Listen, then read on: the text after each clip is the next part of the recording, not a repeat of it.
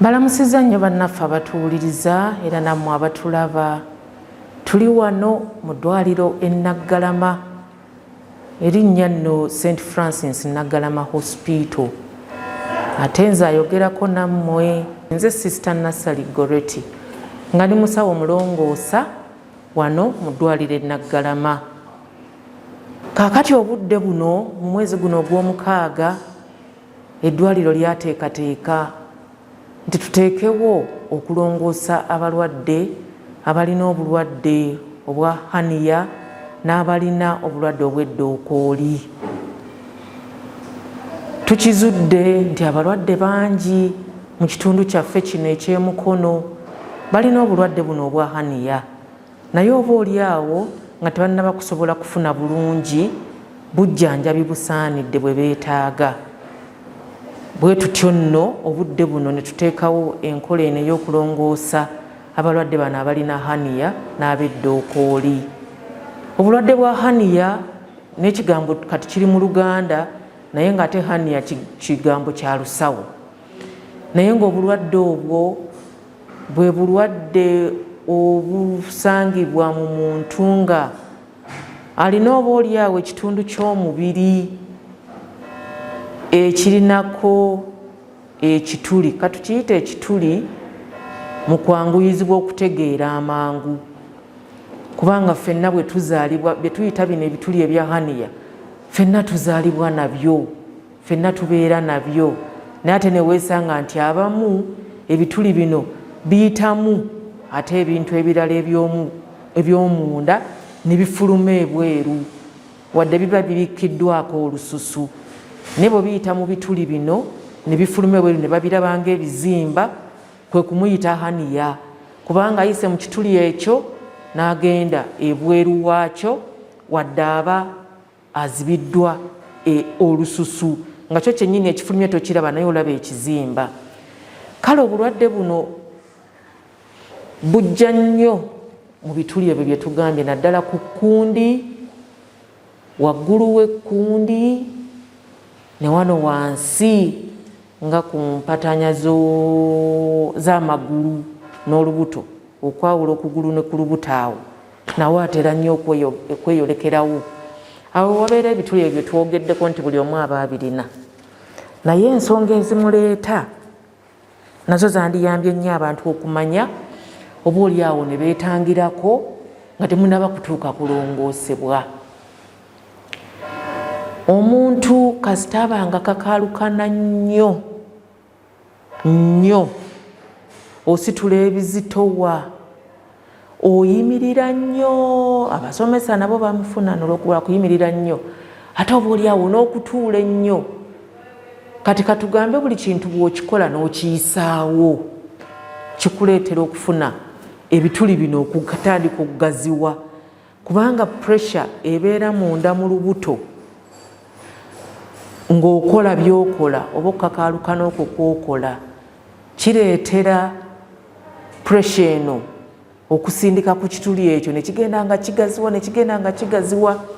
Bwe kigaziwa biri eby'omunda ne bikiyitamu ne bifuluma. Gy'okoma okubeera ne pressure eno ey'omu lubuto, okakaalukana nnyo, ositula ebizitowa, olima, oweetikka, otuula nnyo, oyimirira nnyo, ebyo bwe bityo. Ekituli kino kigaziwa n'ofuna haniya. Haniya eno obulabe bwayo nti ebiseera ebisinga 9 kye kiba kigenze mu haniya eyo. Kati 9 ekyo bwe kiba nga kikwatirwayo mu haniya bwe bulabe, kasita 9 kikwatirwayo kuba kiyinza okuvundirayo. Kyova olaba nti bwe tubakubiriza nti omuntu bw'oba otandise okufunamu obulumi mu bulwadde bwa haniya buno ng'ekintu okirabe kijja kizimba ate otandise okufunamu obulumi, ekyo tokirinda kuleetera bulumi bususse, kubanga bwe butuukira okubeera bwe butyo 9 kiyinza okuba nga kitandise okufuna nakyo obuzibu. So kaakati tugambye tutya ku haniya eno? Tugambye nti ebyo byonna ebigireeta kolako bya kigero, omuntu funamu obudde owummule, ate oba oliawo okola exercise eziyamba ennyama y'omubiri gwo okwongera okuguma, ekituli kino kireme kuba nti mu kiseera kyongera kugejja. kolako kya kigero ekyo ng'okimaze n'okufuluma kuno n'okufuuyisa omusulo nakyo kintu kikulu. Abantu abamu tebafuluma bulungi okugenda mu toilet kyenjogerako. Ogenda n'oba nga wekkama nnyo okugenda mu toilet byofuluma oba nga bikalubo nnyo ate ng'olwawo oba oli awo n'otwala ennaku 2, 3 abamu atwala na wiiki nnamba sande nnamba nga tafuluma. Woofulumira oba okaka nnyo, weweekaka ennyo ate olwo ne bitandika okuleeta pressure eri gye twogeddeko kyekimu n'omusulo. N'ogenda okutandika okufuuyisa omusulo ne gugaana n'otandika okugusindika gy'okoma okugusindika pressure eyo eba ekukolako obulabe. Weesanga ng'ovuddemu haniya. Ate abaami tulina kye tuyita prostate. Prostate eyo bwegejja ezibikira oluseke luli olufulumya omusulo n'otandika okufuluma omusulo nga tegugenda wala, ogufuluma gwekutulamu oba n'ogufuluma ng'ogusindika tegujja kubanga prostate eyo eguzibikidde. Gy'okoma okwekkama ng'ogusindika weesanga nga haniya zino zitandika okujja. So ebireeta haniya nga tubyogeddeko twagadde mubimanye ate oba oliawo ofune engeri gy'osobola obitangira. Ate ne bw'oba olabye ng'ekizimba kitandise okujja wakiriitako mu ddwaliro mangu omusawo akulabe amanye kizimba kikino kuba bamu be tuyisa abalwadde bambi bazze nga balowooza haniya gye balina naye ate okwesanga nga kizimba kirala si haniya. So ng'olabye olina ekizimba ku mubiri genda mu ddwaliro omusawo ye akwawulire akubulire nti ono haniya oba si haniya ate era akubulire n'obujjanjabi bwe weetaaga okufuna ojjanjabibwe mu budde. Abalwadde era abasinga bettanidde nnyo kye tuyita habo, eddagala lyaffe ery'okuttale. Eddagala lyaffe ery'okuttale, eddagala eryo si bbi, ddagala ddungi, wabula olina okufuba okulaba ndikozesa ddi era liyamba bulwadde ki, liyamba nsonga ki. Awo nga tonnaba kwawula gwe n'oweekatankira bwekatankiza eddagala eryo nti nzijanjaba haniya ate munnanga oba weekatankira lijja kujjanjabira birala tebijja kujjanjaba haniya. So nga tonnaba kwekatankira nnyo lya haba eryo yitako mu ddwaliro omusawo agambe obulwadde buno bwe bukuluma era enzijanjaba yeeno. Kuba abamu bambi abazze weesanze nga batugambye nti nze mbadde mmirako bino ebyaffe naye omusawo yaŋŋamba bijja kunnyamba naye okutwala ebbanga lino lyonna nga tebinnyambye. So kye tukubiriza abantu baffe ti nga tonnaba kubyekatankira nnyo biyamba naye sooka omanye bulwadde ki bw'obiwa era bw'oba obuzudde nti eno haniya haniya terina nnyo bwegenda kuyambibwa na ddagala eryo wabula lijja kukuyambako oba oliawo okubeera mulamu, kubeera ng'ebirala tebikuluma, oba olina pressure oba oliawo n'olya ku bikaawa n'okola ki. Naye ate nga teriyo musawo agenda kugamba nti wejjanjabise eddagala lyaffe ery'okuttale nga totegedde ddala bulwadde ki bw'ojjanjaba. So ne bwe biba bipuresha bisukaali sooka ogende mu ddwaliro basooke okupima omulwadde akuwa amagezi olyoke obikozese ng'amagezi ogafunye bulungi. So birungi naye temubikozesa nti lwakuba weebiri binajjanjaba ne haniya. Eddookooli nalyo tulikolako. Tulagiye abaana bato abalina haniya naye nga oluusi bamuzadde naye nga tasitudde bizito watakoze ensonga eyo nayo badde nsaba tugyogereko. Weebala ensonga eyo kugireeta abaana bato ne mu kulongosa kuno kwe tuliko nabo bazze nga bwe njogeddeko emabega nti ebituli bino tuzaalibwa nabyo. Ebituli bino tuzaalibwa nabyo. Kakati oyo omwana alina haniya nga muto oba nga muwere kitulaga nti ekituli ekikye kizze nga kyo kigazi. Si kyekipimo kiri kye balina okuzaalibwa nakyo. Obeera n'ekituli nga weekiri naye nga ku kipimo kyakyo naye onazze nga haniya olwedde agirina kitulaga nti ekituli kye tekyatuuka ku kipimo kyalina kuzaalibwa nakyo, kyasigala kigazi. Kati bwe kisigala nga kigazi bino bye tugambye ne bitandika okukiyitamu era kwe kumuzaala nga amulina. omwana bw'azaalibwa nga alina haniya olumu kiba kyetaaga nalongoosebwawo mangu oba ate olumu ne tulindako kuba twakizuula nti omwana bw'agenda akula ennyama eno etaafunda kuziba kituli kino okutuuka ku sayizi gye twetaaga oba emala bw'agenda akula ate naye egenda ekampolampola neziba netuuka aweetaagisa. Omwana nga haniya temuleetedde buzibu nga muwere oba mu buto bwe tumuwaamu obudde ekyo kisobole okubeerawo nti bw'agenda akula kigenda kikendeera ate abamu ne kibulira ddala nga tekikyayitawo.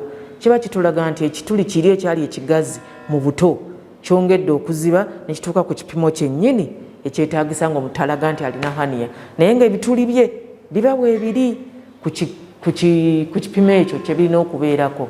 So omwana bw'ati olw'okuba yebambye nga bw'ogambye takakaalukanye okufuluma kwe kulungi n'essusu mulungi ate ye avaawa ava ku ekyo. Tulabye abalongooseddwa ate n'addamu n'akaaba obuzibu kyekimu obuzibu ate buva ku ki? Kaakati olumu abalongoosebwa tubawo amateeka nti ekiwundu kino kipya, ekiwundu kino kikole bwoti ne bwoti ne bwoti, toddamu kukola mirimu gyo nga bulijjo ebbanga lino nga terinayitawo. Kati omulwadde bw'aba alongooseddwa haniya ne tukugamba nti toddamu kukakaalukana kumala emyezi 3 kumala emyezi 6, kati gwe olw'okuba obulumi buweddewo obulira oli bulungi ngoga nti nze ndi bulungi kantandika okukola emirimu gyange. Kati bw'otandika okukola emirimu gyo nga ekiwundu kino tekinnaba kuguma, biri byonna by'obadde okola manya bikyaliwo era ebigireese bikyaliwo. Ennyama eno nga tegumye n'ogitandika ogikozesa emirimu, pressure eri awo wennyini awalongooseddwa kuba wabaddewo nga bwe biyita onafuyaawo. Kati bw'onafuyaawo wagonderera ne walebera ne wata, eyo haniya esobola okukola ki?